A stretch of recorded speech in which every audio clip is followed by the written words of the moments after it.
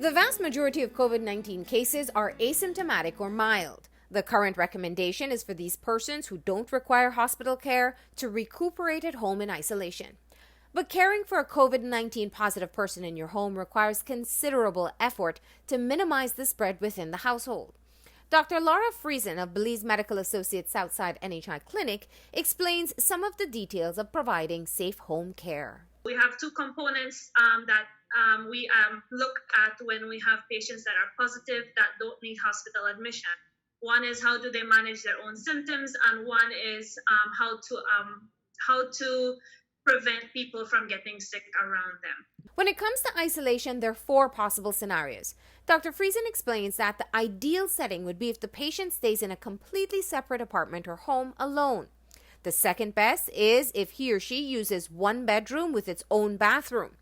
But Dr. Friesen acknowledges that this is not a possibility for many households. Scenario number 3 would be if you don't have your own bathroom, but you can sleep in a separate room.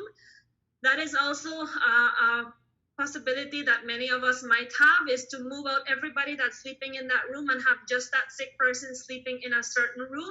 They might still share a bathroom, but the bathroom should be sanitized after each time that the sick person uses it, meaning that the sink and the toilet and the door should be wiped off with a bleach solution so that we can keep the bathroom safe for the rest of the household. The last scenario is the least desirable, but we do have those situations where families do not have the resources to have a room available just for the patient. So the last and the least desirable scenario would be where the patient would continue sleeping in the same room with other family members, but we need to move that patient at least to a separate bed and have them be sleeping at least 6 feet away from any other healthy family member. Ventilation is very, very important. You want a fan that's blowing air away from the other people, as in away from the healthy people, and preferably towards a window so that you're not blowing the virus directly towards the people that are healthy. If you get a shower curtain or a sheet, whatever barrier you can put up, if you are unable to separate the sleeping areas, would already be helpful because it would prevent the virus from traveling as much. The person with COVID-19 should use a mask and sanitize their hands every time they leave their isolation area to access other parts of the home. In these times, everyone in the house should maintain the recommended physical distance. The normal respiratory droplet can travel pretty much no more than 6 feet. And so basically that's why we're telling people to keep a distance of 6 feet even in the home, because that would prevent that droplet from traveling into that airspace where the other person is walking and therefore then infecting that person. The other way that there seems to be a risk for contagion is through respiratory fluids that have been on surfaces. For example, used tissues from a sick person, or the utensils from eating that the person has been lifting to their mouth and face. Those would be other areas that you would have respiratory droplets and body fluid. For this reason, separate food utensils should be designated for the person who is sick, and common areas should be disinfected regularly.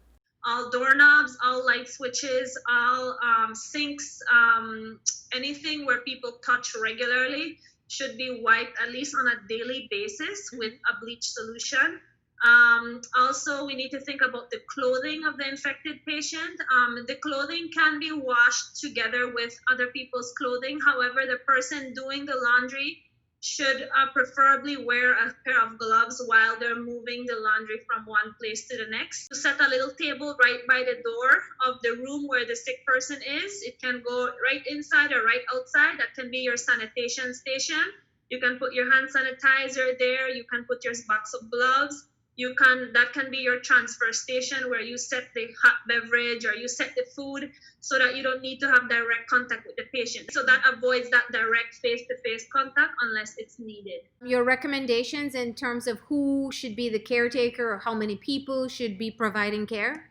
So again, preferably, I would like to think that most people that are testing positive will not get very ill.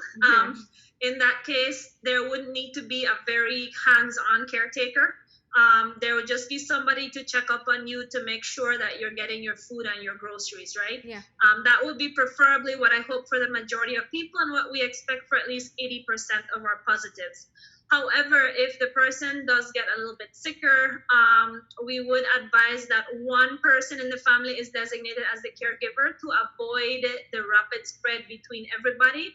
And this one person should preferably be someone that is not a high risk person, meaning should not be pregnant, preferably not diabetic, preferably not obese, preferably not hypertensive, preferably not asthmatic. So it should be a healthy young person, as healthy and as young as that household has. These precautions are necessary for all COVID positive persons at home, whether they have mild symptoms or no symptoms at all. These actions will help to protect others in the home from contracting the virus. Dr. Friesen also recommends that the sick person eats healthy, stays hydrated, and gets enough rest to allow the body to recuperate.